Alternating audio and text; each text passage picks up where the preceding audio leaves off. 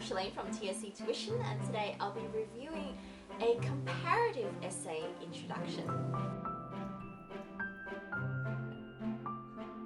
Today's introduction comes courtesy of ATAR Notes. I will put the link to the text in the description box below, so have a read of that first before you continue watching this video. I'm going to assume that this is a year 10 or a year 11 comparative pairing because Ando's memoir is pretty popular amongst the year 10, year 11 sort of text selection lists for a lot of schools. So my critique is slightly different than if I were critiquing a year 12 comparative introduction. The expectations of year 10, year 11 are slightly lower than year 12, but a lot of what I'm going to say is still going to apply for a year 12 comparative introduction. So let's get right to it. I think the student shows that they've got a really good grasp of the themes and the plot of both texts, which is really fantastic. I think the language is clear in terms of communicating what this student wants to communicate to their reader or to their teacher / examiner. But I think there's a couple of things here that are missing. First of all, that first sentence is really just repeating the prompt. Adversity enables us to discover who we truly are. Now that is word for word pretty much the prompt itself. Does adversity enable us to discover who we truly are? In an introduction, especially for a comparative essay where you're dealing with so many things already, you do not only have to analyze one text, you've got to analyze two texts, which is quite difficult to do in the word limit that you're trying to work with and the time limit that you're trying to work with. So I would really suggest that students don't bother with repeating or copying down the prompt, especially in the introduction, because it's not really going to do a lot for you.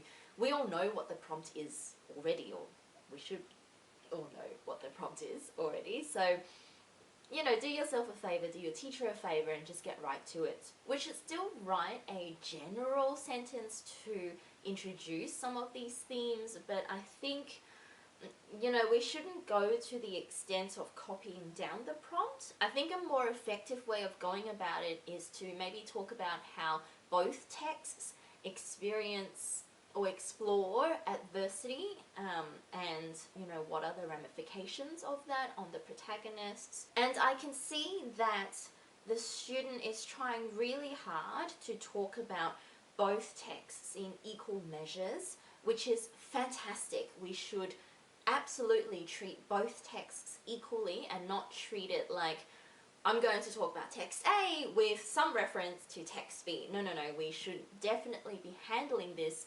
50-50 really even-handedly.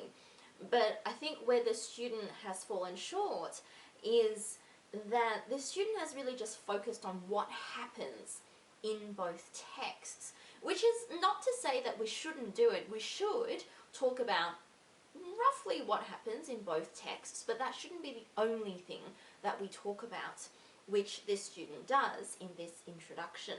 So there's a lot of this happens in Harvey Crumpet, and then this happens to Ando on his journey from Vietnam. But what I'm not seeing is, well, how does this theme of adversity making people who they truly are, how does that factor into what happens in these texts? So does adversity change them really dramatically as people? Does adversity strengthen certain characteristics that they already have? Does adversity make them re-examine their life decisions and prompt them to make really different ones in the future? I don't know.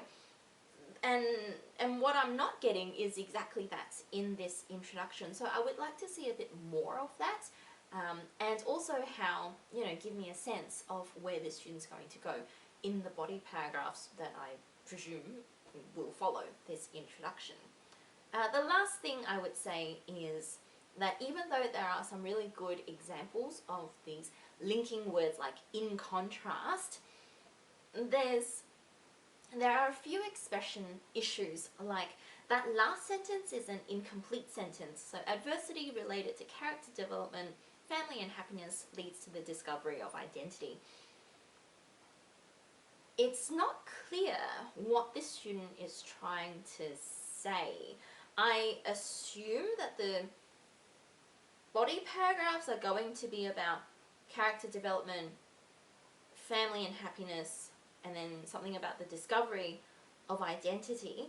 But it's not completely clear as to how this student's going to tie it all together in both texts. So is this student saying that in both texts adversity is going to lead to these things, or because it says adversity related to character development, it doesn't say that adversity will cause or result in character development, etc., etc. So it's not really clear what this sentence is trying to say. And the problem with that is if you're not clear exactly what your sentence is saying, I or your teacher can't give you marks for it.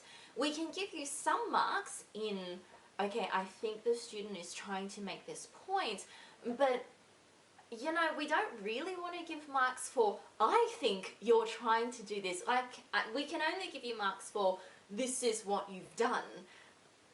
It's a bit of a dilemma. I can see where the student's going, but I think the expression is really letting down the student in terms of the marks that they can get with ideas like this.